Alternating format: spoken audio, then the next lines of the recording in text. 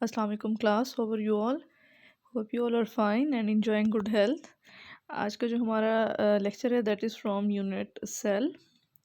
So let's move to your topic. बिस्मिल्लाहिर्रहमानिर्रहीम। आज हमने जो इसमें टॉपिक डिस्कस करना है दैट इज़ साइटोप्लाज्म। तो साइटोप्लाज्म देखिए हमारे पास क्या होता है कि the living content of protoplasm between plasma membrane and nucleus is called cytoplasm.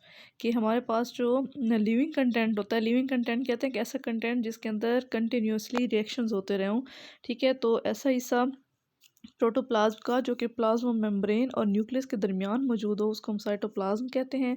And it is inner to the cell membrane. ठीक है, और ये सेल मेम्ब्रेन के फ़ौरन बाद पाया जाता है और इसके अंदर बहुत सारे ऑर्गेनेलीज होते हैं। सो द लिविंग कंटेंट इसका जो है न्यूक्लियस और साइटोप्लाज्म यूकेरियोट का, उसको हमने दो हिस्सों में डिवाइड किया हुआ है, न्यूक्लियस और साइटोप्लाज्म। तो बेसिकली न्यूक्लियस और साइटोप्लाज्म को मिला के हम एक ही वर्ड लिखते हैं दैट इज़ प्रोटोप्लाज्म। अब इसके अगर हम कंपोनेंट्स देखें कि साइटोप्लाज्म के कितने हिस्से होते हैं, तो इसके हमारे पास दो हिस्से होते हैं, साइटोसोल और उसके अलावा स्टोरेज प्रोडक्ट होते हैं, और कुछ इसके अंदर इंसॉल्युबल वेस्ट भी पाए जाते हैं और उसके अंदर सेल ऑर्गेनेलीज होते हैं।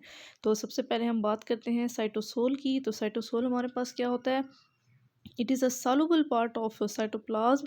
ये साइटोप्लाज्म का हल पजीर हिस्सा होता है, मतलब ये बिल्कुल शफाफ होता है और इसमें आपको किसी किस्म की कोई ये जो है ऑर्गेनेलीज नज़र नहीं आते। And it has other structures and material, thus it is main and the most important component to represent the actual cytoplasm. तो ये साइटोप्लाज्म का वो हिस्सा है जहाँ पे बहुत सारे अहम स्ट्रक्चर्स मौजूद होते हैं। ये सॉल्युबल पार्ट होता है। अगर इसका हम केमिकल कंपोजिशन देखें तो केमिकली इसके अंदर 90% वाटर होता है। So it form a solution with all fundamental molecules needed for the life. तो हमारी ज़िंदगी को चलाने के लिए जितने भी अहम रिएक्शंस हैं, उन रिएक्शंस में जितने भी मॉलिक्यूल हिस्सा लेते हैं उसके वो तमाम के तमाम साइटोसोल में मौजूद हैं।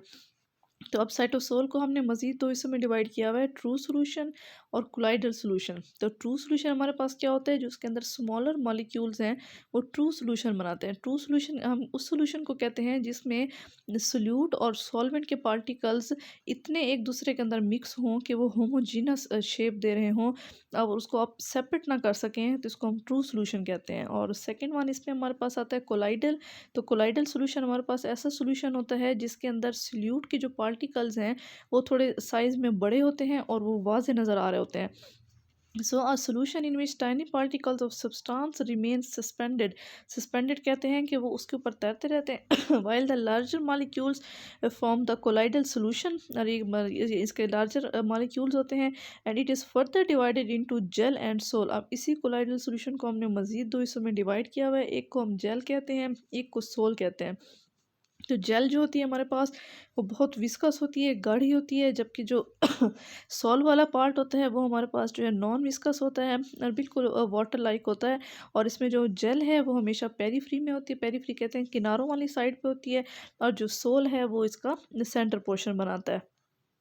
तो अगर हम इसके फंक्शन देखें तो सबसे पहले एक तो ये स्टोर हाउस है, ठीक है ना। इसके अंदर बहुत सारे अहम केमिकल जो रिएक्शंस के नतीजे में बनते हैं वो साइटोप्लाज्म में स्टोर होते हैं। Secondly it is site for metabolic pathway. ठीक है, हमारे पास जितने भी मेटाबॉलिक पाथवे हैं जैसे ग्लाइकोलिसिस है, क्रेब्स साइकिल है, इलेक्ट्रॉन ट्रांसपोर्ट चेन है, ये हमारे पास मोस्टली जो है साइटोप्लाज्म या फिर साइटोप्लाज्म के अंदर मौजूद मुख्तलिफ ऑर्गेनेलीज में होते हैं। उसके अलावा फ्लूइड मीडियम की अगर हम बात करें तो सेल को जो है, हाँ, वो सेल के अंदर मुख्तलिफ रिएक्शंस के लिए हमें एक ख़ास मीडियम की ज़रूरत होती है जो कि फ्लूइड मीडियम होना चाहिए, तो उसके लिए साइटोप्लाज्म बेस्ट है। उसके अलावा मोशन देखें इसमें कि साइटोप्लाज्म जो है ये सेल ऑर्गेनेलीज, जो तमाम सेल ऑर्गेनेलीज हैं उसको मूवमेंट में रखता है, ठीक है ना। और ये हमारे पास क्या है, इसकी एक्टिव मूवमेंट है। And formation of new cell wall, तो वो जैसे कि हमारे पास प्लांट सेल हैं, कुछ बैक्टीरिया हैं और जिसके अंदर सेल वॉल मौजूद होती है, तो सेल वॉल के अंदर भी जितने भी कंटेंट्स हैं वो बेसिकली साइटोप्लाज्म से बने हुए होते हैं। तो इसमें देखते हैं, अब इसमें नेक्स्ट इसके ऑर्गेनेलीज की तरफ मूव करते हैं। तो इसमें सबसे पहला जो ऑर्गेनेली यहाँ पे डिस्कस किया हुआ है दैट इज़ राइबोसोम्स। तो राइबोसोम्स देखें अगर these are non membrane bonded structures that are site where the cell assemble proteins. तो राइबोसोम्स हमारे पास ऐसे ऑर्गेनेलीज हैं जिसके गिर्द कोई सेल मेम्ब्रेन नहीं होती, और जो है ये साइट्स होते हैं यहाँ पे प्रोटीन की सिंथेसिस होती है। तो the cell that have high rate of protein synthesis, तो जिस सेल के अंदर प्रोटीन की सिंथेसिस ज़्यादा होगी वहाँ पे राइबोसोम्स भी ज़्यादा होंगे। अगर इसके हम हिस्ट्री की तरफ देखें तो रॉबिन्सन एंड ब्राउन हमारे पास दो साइंटिस्ट थे। उन्होंने सबसे पहले राइबोसोम्स को स्टडी किया प्लांट सेल में इन 1953 और 1955 में पैलेट ने उनको एनिमल सेल में देखा और पैलेट जो है इन्होंने 1956 में इसको आइसोलेट किया और उन्होंने इसको नाम दिया इंजन्स ऑफ द सेल। ठीक है, जैसे इंजन होता है ना, वो तमाम जो है व्हीकल्स को अपने साथ लेके चलता है, उसके अंदर बहुत ज़्यादा पावर होती है। तो उसी तरह क्योंकि सेल भी बगैर प्रोटीन के नहीं चल पाता, तो इसलिए ये क्योंकि ऑर्गेनेली प्रोटीन सिंथेसिस करते थे तो इनको इंजन्स ऑफ सेल का नाम दिया गया। So these are extremely smaller होते हैं, ये ग्रेन्युलर दानेदार होते हैं, नॉन मेम्ब्रेनस होते हैं। अगर डिस्ट्रीब्यूशन की बात करें तो प्रोकैरियोटिक सेल के अंदर जो है ये साइटोप्लाज्म में फ्रीली जो है वो रहते हैं, जबकि यूकैरियोटिक सेल में फ्रीली भी हो सकते हैं, जबकि जो है ये साइटोप्लाज्म में डिस्पर्स भी हो सकते हैं। और इसकी कंपोजिशन देखें और ओरिजिन अगर हम देखें तो केमिकली जो है इसके अंदर इक्वल अमाउंट होती है आरएनए की और प्रोटीन की। ठीक है, इसको आप अंडरलाइन कर लें तो इसको हम राइबो न्यूक्लियो प्रोटीन पार्टिकल्स भी कहते हैं। और जो आरएनए यूज़ होता है सिंथेसिस ऑफ राइबोसोम्स में, उसको हम राइबोसोमल आरएनए कहते हैं। ठीक है, तो प्रोकैरियोटिक सेल में जो राइबोसोम्स हैं वो साइटोप्लाज्म में बनते हैं, जबकि यूकैरियोटिक सेल में ये न्यूक्लियोलस में बनते हैं, न्यूक्लियस की, और न्यूक्लियोलस से फिर ये ट्रांसपोर्ट होके साइटोप्लाज्म में आ जाते हैं from the pores of the nuclear membrane. ठीक है, तो ये साइड पे देखें इसकी डायग्राम बनी हुई है, इसके दो सब यूनिट होते हैं, लार्जर और नीचे वाला जो है ये इसका स्मॉलर सब यूनिट है। तो इसका स्ट्रक्चर देखें लार्जर एंड स्मॉलर, तो हमारे पास जो लार्जर सब यूनिट होता है वो डोम शेप होता है और जो स्मॉलर होता है वो इस तरह जैसा कि एक कैप की शक्ल में हो फ्लैट सरफेस पे। सो जिसकी जो अटैचमेंट है उसके लिए मैग्नीशियम आइंस बहुत ज़रूरी होते हैं। ठीक है ना, इसमें मैग्नीशियम आइंस को आप अंडरलाइन कर लें। तो प्रोकैरियोटिक अगर हम राइबोसोम्स की बात करते हैं तो इसके अंदर 70s राइबोसोम्स होते हैं, तो जिसमें लार्जर सब यूनिट 50s का होता है और जो स्मॉलर वन हमारे पास है वो जो है वो हमारे पास 30s का होता है। ठीक है, तो अगर हम यूकैरियोट्स की बात करें तो इसमें टोटल राइबोसोम जो है वो 80s के होते हैं, तो इसमें लार्जर सब यूनिट 60 का है और स्मॉलर जो है वो 40 का। अब यहाँ एक पॉइंट आप देखें कि 50 को अगर हम 30 में ऐड करें तो वो तो बनता है 80। ठीक है, उसी तरह जब हम 60 को 40 में ऐड करें तो वो 100 बनता है। तो हम इसको 80s और 70s क्यों कह रहे हैं, वो इसलिए कि जब वो दोनों आपस में मर्ज होते हैं तो उसका जो बीच वाला पोर्शन है उसको हम काउंट नहीं करते। ठीक है, वो जो दोनों राइबोसोम के यूनिट्स को जोड़ने में जो है वो खर्च हो जाता है। ठीक है, तो एस जो है इसके साथ लगाते हैं, ऐसी स्वेडबर्ग एक साइंटिस्ट था जिसने जो है ये इनको डिस्कवर किया था, इनकी अमाउंट को, जैसे 50 और 60। ठीक है, तो इसलिए इसको इसके साथ हम स्वेडबर्ग यूनिट लगाते हैं। अब अगर हम राइबोसोम्स की बात करें तो इसके अंदर जो है तीन तीन किस्म की साइट्स होती हैं ट्रांसफ़र आने के लिए, जिसको हम ए पी और ए साइट कहते हैं। ठीक है, जो ए साइट होती हैं वो ऐसी बाइंडिंग साइट है जिसको हम अमाइनो साइल जहाँ पे ट्रांसफ़र आरएनए आके सबसे पहले बाइंड होता है, और पी साइड वो साइड है जहाँ पे पेप्टिडाइल ट्रांसफ़र आरएनए होते हैं, पेप्टिडाइल कहते हैं जब यहाँ पे पी साइड के ऊपर जो है प्रोटीन की सिंथेसिस होती है, वन बाय वन यहाँ अमाइनो एसिड आके जुड़ते हैं। और जो ई साइट होती है ये एग्जिट साइट होती है, जब पॉलीपेप्टाइड चेन जो है वो मुकम्मल हो जाती है तो वो एग्जिट साइट के थ्रू जो है वो राइबोसोम से रिलीज़ हो जाती है। तो इस तरह जो है राइबोसोम हमारे पास जो है वो यूज़ होता है इन प्रोटीन सिंथेसिस। तो इसमें देखिए हमारे पास 40s और 60s इन्होंने मैग्नीशियम की मौजूदगी में जो है ये 80s बन जाता है। अब इसके फंक्शन देखें, अगेन जो है उन्होंने डिस्कस किया कि राइबोसोम बेसिकली तो कंसर्न है प्रोटीन सिंथेसिस के साथ, लेकिन इसके साथ इसके हेल्पर जो है मैसेंजर आरएनए और ट्रांसफर आरएनए होते हैं। और सिंथेसिस ऑफ प्रोटीन के लिए राइबोसोम्स में they are attached with messenger RNA strand. So if many ribosomes are attached with single strand तो इसमें रिजल्टिंग स्ट्रक्चर को हम पोलीसोम का नाम देते हैं, ये पोलीराइबोसोम का नाम देते हैं। ठीक है, तो नीचे देखिए इसके डायग्राम भी आपको शो कराई हुई है कि बहुत सारे जो हैं वो राइबोसोम्स हैं और वो एक ही जो है आरएनए के साथ अटैच हैं। So this structure is known as polysome. तो ये कुछ उन्होंने डिफरेंसेस आपको बताए हुए हैं 80s और 70s। ये दूसरे लफ्ज़ों में आप कह सकते हो यूकैरियोटिक और प्रोकैरियोटिक राइबोसोम में क्या फ़र्क है। तो इसमें देखिए वन बाय वन जो 80s राइबोसोम्स होते हैं वो सिर्फ यूकैरियोटिक सेल में होते हैं, जबकि 70 वाले जो हैं वो प्रोकैरियोटिक सेल में होते हैं। और जो 80s वाले हैं ये ये साइटोप्लाज्म में फ्रीली भी मौजूद हो सकते हैं, और मेम्ब्रेन जो है ER की मेम्ब्रेन जिसको हम एंडोप्लाज्मिक रेटिकुलम कहते हैं उसके साथ भी अटैच हो सकते हैं। जबकि जो 70s वाले हैं ये फ्रीली जो है वो साइटोप्लाज्म में रहते हैं, और उसके अलावा कुछ ये इसमें से कुछ साइटोप्लाज्म क्लोरोप्लास्ट और माइटोकॉन्ड्रिया में भी होते हैं। अब 80s वाले जो हैं वो लार्जर इन साइज़ होते हैं, इनकी लेंथ जो है वो 300 से 340 एंगस्ट्रॉन होती है, और उनकी जो विड्थ है वो 200 से 240 होती है। जबकि अगर हम 70s वाले की बात करें तो ये स्मॉलर होते हैं साइज़ में, इनकी लेंथ 200 से 290 होती है, जबकि विड्थ जो है वो इसकी 170 से 210 एंगस्ट्रॉन होते हैं। सेडिमेंटेशन देखें तो यह स्वेडबर्ग यूनिट देखें इसका, तो ये हमारे पास 80s है और दूसरा जो है 70s है, और कंपैरेटिवली जो है 80s वाले हैवियर होते हैं, 40 × 10⁻⁶ डाल्टन इनका वेट है, जबकि 70s वाले जो हैं ये कंपैरेटिवली लाइटर होते हैं और उनका वेट जो है 2.7 से 10⁻⁶ डाल्टन्स है। और जो हमारे पास इसके टू सब यूनिट है 80s वाले ये 40 + 60s मिलकर बनाते हैं, और जो 70s वाले हैं वो 50 और 30s मिलकर बनाते हैं। और अगर हम राइबोसोमल आरएनए की बात करें तो 80s वाले में जो राइबोसोमल आरएनएज होते हैं वो 20s की भी हो सकता है, 5.8 का भी हो सकता है, 5 का भी हो सकता है, और 18s ये स्मॉलर सब यूनिट होता है। इसी तरह अगर हम ट्रांसफ़र राइबोसोमल आरएनए की बात करें 70s वाले में इसका साइज़ जो है 23 + 5 लार्जर में होता है, जबकि 16 जो है वो स्मॉलर में होता है। उसी तरह 80s वाले जो राइबोसोम हैं उसके अंदर राइबोसोमल आरएनए जो है वो कम होता है प्रोटीन की निस्बत, जबकि 70s वाले में राइबोसोमल आरएनए ज़्यादा होता है। ठीक है, 80s राइबोसोम जो है वो हमेशा न्यूक्लियस में बनेंगे, क्योंकि यूकेरियोट्स में प्रॉपर न्यूक्लियस होता है, वाइल जो 70s वाले हैं ये साइटोप्लाज्म में बनते हैं या फिर मैट्रिक्स में बनते हैं। ठीक है जी, तो नेक्स्ट हमारे पास जो ऑर्गेनेली आ गया है, वेरी इंपॉर्टेंट ऑर्गेनेली, इसको हम एंडोप्लाज्मिक रेटिकुलम कहते हैं।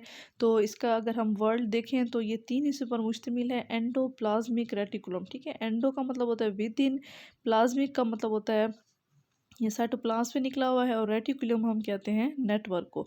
ठीक है, तो इसमें देखें क्लेटल और फ्यूलन ने जो है यूकैरियोटिक सेल को स्टडी किया था, किस तरह की a network of channels extended through the cytoplasm के, ऐसा नेटवर्क चैनल्स का ऐसा जाल जो पूरे सेल में बिखरा हुआ हो उसको हम एंडोप्लाज्मिक रेटिकुलम कहते हैं। ये बहुत कॉम्प्लेक्स होता है, मेम्ब्रेन बाउंडेड होता है, फ्लैटेंड इसके ऊपर सैक्स होती हैं, और कुछ ट्यूब्यूल्स भी और ब्रांचेस भी इसमें होती हैं। तो अगर हम स्ट्रक्चर की बात करें तो एंडोप्लाज्मिक रेटिकुलम जो है वो न्यूक्लियर इन्वेलप से लेकर प्लाज्मा मेम्ब्रेन तक फैला होता है। So it is a series of channel, ये चैनल की शक्ल में होता है, to circulate the material throughout the cytoplasm. इसकी वजह से पूरे साइटोप्लाज्म में मटेरियल क्या होता रहता है, सर्कुलेट होता रहता है, और ये स्टोरेज हाउस भी है कुछ एंजाइम्स और प्रोटीन के लिए। And it is also a point of attachment, इसमें राइबोसोम्स भी आके अटैच हो जाते हैं। And these channels very in size. ठीक है, अब इनका साइज़ जो है वो हर सेल में मुख्तलिफ होता है, ये डिपेंड करता है कि किस सेल को कितना ज़रूरत है किसी प्रोटीन की, तो उसके मुताबिक ER की जो है अमाउंट उसमें ज़्यादा होती है। So the material present in this channel are separated from the cytoplasmic material. अब इसके अंदर जो भी सिक्रीशंस हो रही हैं वो साइटोप्लाज्म में कभी भी मिक्स नहीं होती, क्योंकि वो एक ट्यूब्स में बंद होती हैं जिसको हम सिस्टर्ना कहते हैं। तो कंपोजिशन की अगर बात करें तो ये बायोलॉजिकल मेम्ब्रेन है, इसके अंदर जो है इसकी लिपिड और प्रोटीन वैसी ही होती हैं जैसा कि प्लाज्मा मेम्ब्रेन में है। अब इसकी टाइप्स की अगर हम बात करें तो दो किस्म की इसमें टाइप्स होती हैं, रफ एंडोप्लाज्मिक रेटिकुलम और स्मूथ एंडोप्लाज्मिक रेटिकुलम। ठीक है, रफ हम इसलिए इसको कहते हैं बिकॉज इसकी सरफेस पर राइबोसोम्स अटैच होते हैं, so it is involve in synthesis of protein, and after the synthesis proteins are either stored, या तो वो प्रोटीन साइटोप्लाज्म में स्टोर हो जाएगी या सेल के बाहर एक्सपोर्ट हो जाएगी। अब अगर हम स्मूथ एंडोप्लाज्मिक रेटिकुलम की बात करें, उसको स्मूथ हम इसलिए कहते हैं because it does not contain any ribosomes, so it remain smooth. So ये किस में इन्वॉल्व होता है, मेटाबॉलिज्म ऑफ लिपिड में, डिटॉक्सिफिकेशन में, एंडोजीनिक और एक्सोजीनिक कंपाउंड में। ठीक है, तो ये हमारे पास जो है डिटॉक्सिफिकेशन में हेल्पफुल है। अब इसके फंक्शंस की बात देखें एज अ होल, एक तो ये मैकेनिकल सपोर्ट प्रोवाइड करता है, क्योंकि because of the flexible nature of plasma membrane and ability to extend in cytoplasm, it has connection with nuclear envelope, कि हमारे पास जो प्लाज्मा मेम्ब्रेन है वो बहुत ज़्यादा फ्लेक्सिबल होती है। ठीक है, तो और ये न्यूक्लियर इन्वेलप के साथ अटैच होती हैं, जैसा कि हमारे पास गोल्जी ऑपरेटस वगैरह। ठीक है, तो जो हमारे पास एंडोप्लाज्मिक रेटिकुलम है वो एक किस्म का नेटवर्क बना देता है पूरे सेल में, जिसकी वजह से सेल को एक इंटरनल सपोर्ट मिल जाती है। ठीक है, और उसके बाद जो है ट्रांसपोर्ट ऑफ मटीरियल में देखें कि इसका काम होता है डायरेक्ट या indirect connection within the important organelles of cell. ठीक है, ये हेल्प करता है मुख्तलिफ ऑर्गेनेलीज की सेल के सिक्रीशंस में, तो एज अ ट्रांसपोर्टर जो है ये एक्ट करता है। अगर synthesis and transport of protein, अब जाहिर है क्योंकि refer endoplasmic reticulum specifically protein synthesis से अटैच है, तो हमारे पास जो है रेफर एंडोप्लाज्मिक रेटिकुलम के ऊपर क्या होती है, प्रोटीन की सिंथेसिस भी होती है और उसकी ट्रांसपोर्टेशन भी होती है उन ऑर्गेनेलीज तक जिनकी इनको ज़रूरत हो। ठीक है, उसके बाद है डिटॉक्सिफिकेशन ऑफ हार्मफुल सब्सटेंस कि स्मूथ एंडोप्लाज्मिक रेटिकुलम क्या होता है, ये जो अगर हमने गलती से कोई भी ऐसा मटेरियल हमारी बॉडी में चला गया है जो हमारे लिए हार्मफुल है, जैसे कोई स्टेरॉइड है, कोई कार्सिनोजेंस हैं, जैसे कैंसर कॉजिंग होती है, कोई भी टॉक्सिन, कोई भी जहर है, तो ये उसको क्या कर देता है, डिटॉक्सीफाई कर देता है। तो इसलिए हमारे पास जो स्मूथ एंडोप्लाज्मिक रेटिकुलम है वो ज़्यादातर लीवर में होते हैं। ठीक है, उसी तरह सिंथेसिस ऑफ लिपिड देखें तो स्मूथ एंडोप्लाज्मिक रेटिकुलम ये डिफरेंट टाइप्स ऑफ के लिपिड्स बनाता है जो फॉर्मेशन ऑफ प्लाज्मा मेम्ब्रेन में इन्वॉल्व होते हैं, स्टीराइड्स में हार्मोन में इन्वॉल्व होते हैं। ठीक है, और ग्लाइकोजिन और ग्लाइकोलिपिड्स भी यहाँ बनते हैं। तो साइट ऑफ न्यू मेम्ब्रेन अगर देखें तो अगर हमारे पास जो है क्योंकि इसके अंदर प्रोटीन और लिपिड बन रहे होते हैं, तो जो हमारे पास न्यू मेम्ब्रेन है, जैसा कि एंडोसाइटोसिस या एक्सोसाइटोसिस के नतीजे में अगर कोई मेम्ब्रेन का कोई पीस जो है वो डैमेज हो गया है या उसको रिपेयर कराना है, तो वो यहीं से बनता है। उसके अलावा ट्रांसमिशन ऑफ नर्व इम्पल्स, ये नर्व इम्पल्स हमारे पास क्या होती है कि हमारे ब्रेन से हमारी बॉडी तक जो मैसेज आता है उसको हम थ्रू द इलेक्ट्रोकेमिकल वेव्स, उसको हम नर्व इम्पल्स कहते हैं। तो स्मूथ एंडोप्लाज्मिक रेटिकुलम जो होती है हमारी मसल सेल्स में, तो वो इस तरह से डेवलप होती हैं कि वो उस नर्व इम्पल्स को ट्रांसमिट करती हैं और जिससे हमारा मसल कंट्रैक्ट होता है। और स्टोरेज ऑफ कैल्शियम आयन देखें तो हमारे पास ये कैल्शियम आयन का बहुत बड़ा स्टोरेज है जो हेल्प करता है मसल की कंट्रैक्शन में। ठीक है, तो नेक्स्ट इसमें हमारे पास जो ऑर्गेनेली है दैट इज़ गोल्जी ऑपरेटस। ठीक है, गोल्जी ऑपरेटस देखिए हमारे पास क्या होता है, ये हमारे पास एक पैकिंग और स्टोरिंग मटेरियल है। ठीक है, इसकी अगर हम डिस्कवरी देखें तो गोल्जी ऑपरेटस को एक साइंटिस्ट थे कैमिलो गोल्जी, उन्होंने 1898 में डिस्कवर किया। ये यूकैरियोटिक सेल में मौजूद है और प्लांट सेल में इसको हम डिक्टायोसोम्स भी कहते हैं। तो अगर हम स्ट्रक्चर की बात करें तो गोल्जी ऑपरेटस जो है इसके ये एक स्टॉक होता है, इसका ढेर लगा होता है, इसके ऊपर फ्लैटेंडेड बिल्कुल फ्लैट मेम्ब्रेन बॉर्डर सेक्स का, जिसको हम सिस्टर्ना कहते हैं, and system of vesicle connected with cisterna. इसको वो तमाम जो वेजिकल जो छोटे छोटे मॉलिक्यूल के फॉर्म में अटैच होते हैं इसको हम गोल्जी वेजिकल्स कहते हैं, and cisterna along with vesicle इसको हम गोल्जी कॉम्प्लेक्स कहते हैं। जिसकी फॉर्मेशन कैसे होती है कि जो सिस्टर्ना होते हैं वो एक दूसरे के ऊपर स्टॉक हो जाते हैं और इसमें जब वो एक दूसरे को से जुड़कर जब उनके वेजिकल आपस में जुड़ते हैं, फ्यूज़ होते हैं, तो ये एसईआर बनाते हैं। ठीक है ना, अब इसके दो किस्म के फेसेस होते हैं। एक हमारे पास इसका जो कन्वेक्स फेस है उसको हम फॉर्मिंग फेस कहते हैं और जो कनकेव वाला है इसको हम मैचुरिंग फेस कहते हैं। और इसका जो होल स्टॉक है फ्रॉम आउटर टू इनर, तो इसके अंदर जो है मुख्तलिफ किस्म के सिस्टर्ना एक दूसरे के ऊपर स्टॉक बना के रहते हैं। ठीक है, तो ये देखें ये आपको नज़र आ रहा है इसका फेस। अगर यहाँ से हम देखें तो इसकी जो आउटर सरफेस है हमारे पास, ठीक है, यहीं से देख लें, इसकी जो आउटर सरफेस है इसको हम फॉर्मिंग फेस कहते हैं और जो इनर कनकेव सरफेस है इसको हम मैचुरिंग फेस कहते हैं। तो कंपोजिशन देखें केमिकली जो है इसकी जो मेम्ब्रेन है वो बिल्कुल प्लाज्मा मेम्ब्रेन जैसी होती है। उसी तरह इसके अंदर जो प्रोटीन्स भी होते हैं, कार्बोहाइड्रेट्स भी होते हैं, ग्लाइकोप्रोटीन्स और कुछ इंजाइम्स होते हैं। ठीक है, अगर हम फंक्शंस की बात देखें, एक तो इसके अंदर कॉन्जुगेटेड मॉलिक्यूल बनते हैं। ठीक है, कॉन्जुगेट मॉलिक्यूल कौन से होते हैं, जिसमें दो मेजर हमारे पास मैक्रो मॉलिक्यूल जुड़े हों, जैसे कि ग्लाइकोप्रोटीन या ग्लाइकोलिपिड। ठीक है, ग्लाइकोप्रोटीन क्या होते हैं जिसमें कार्बोहाइड्रेट प्रोटीन से अटैच हो, और ग्लाइकोलिपिड क्या होते हैं जिसमें कार्बोहाइड्रेट्स लिपिड से अटैच होते हैं। उसके अलावा सेल सिक्रीशन देखें कि गोल्जी ऑपरेटस जो है सेल की सिक्रीशन से अटैच होता है। It secrete many tiny secretory granule, जैसे लाइसोसोम्स हैं, पेरोक्सिसोम्स हैं, वो इसमें से सिक्रीट होते हैं। जो सिक्रीटरी प्रोडक्ट हैं वो सेल में बनते हैं। ठीक है, राइबोसोम्स में, फिर वो आउटसाइड चले जाते हैं एंडोप्लाज्मिक रेटिकुलम की तरफ, और एंडोप्लाज्मिक रेटिकुलम इसको गोल्जी ऑपरेटस की तरफ भेजता है। फिर ये फिनिश्ड प्रोडक्ट मतलब उसको पैक करके फिर ये नेक्स्ट आगे प्रोसीड करते हैं इसको। जैसे कि मैमल्स में अगर हम देखें तो पेंक्रियास सिक्रीट करता है granules containing enzymes that help in digestion. ठीक है, उस तरह गोल्जी ऑपरेटस का रोल है इन ग्रेन्यूल्स की फॉर्मेशन में, और उसके अलावा प्रोटीन और एंजाइम्स भी जो इसमें से पास आउट हो सकते हैं। उसके अलावा सिंथेसिस ऑफ सेल वॉल देखें, प्लांट्स के अंदर जो गोल्जी ऑपरेटस है वो प्लांट इसकी सेल वॉल बनाने में इन्वॉल्व है। ठीक है, आपको इसमें जब हम माइटोसिस या मियोसिस का प्रोसेस पढ़ते हैं तो उसके अंदर क्या होता है कि इन फॉर्म ऑफ फ्रेगमोप्लास्ट जो है वो गोल्जी ऑपरेटस सेल के बीच में आ जाते हैं और फिर वो फ्यूज़ होके सेल वॉल बना देते हैं। ओके जी, thank you so much for watching this lecture. Any question according to it you can contact or put your questions in comment box. Thank you so much.